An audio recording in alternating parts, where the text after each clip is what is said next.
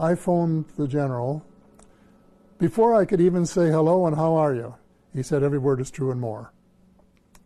And he said that there had in fact been face-to-face meetings between United States officials and extraterrestrials from other star systems. And with that assurance, I decided to go public that UFOs are as real as the airplanes flying over your head. I would not attempt to say how many terrestrials are living on Earth at the present time. I have reports of several species that are here and have bases here.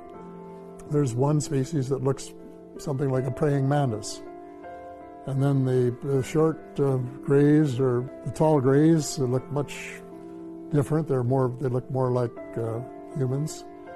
And the Nordic blondes, for example, are so similar to humans that they can walk down the street and not be detected.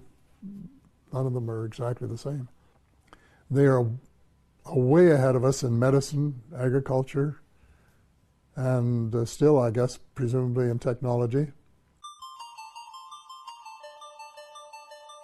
There's no question the U.S. government took this whole idea of advanced technology very seriously and started back engineering and spending a lot of money on it soon after the crashes at Roswell in 1947.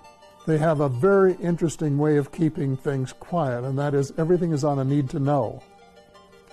So you could be working in a lab, or you could be making some kind of piece of machinery, and you wouldn't know what it was for.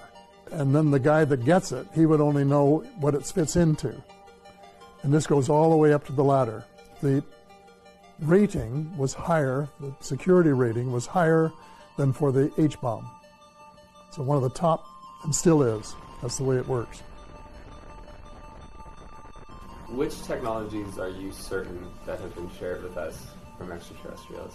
Fiber optics, microchips, Kevlar, and improved lasers, and a whole range of things where their technology was much improved or advanced from ours, light years ahead, really, I think. Those were just the obvious ones that were fed into American industry, and more have been since.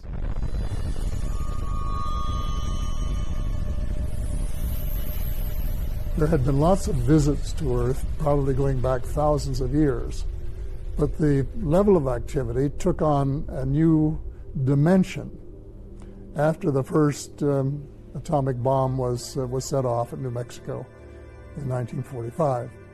And all of a sudden, the number of sightings increased because they know something we don't know, and that is every atomic bomb that is put off on Earth has an effect on other parts of the cosmos.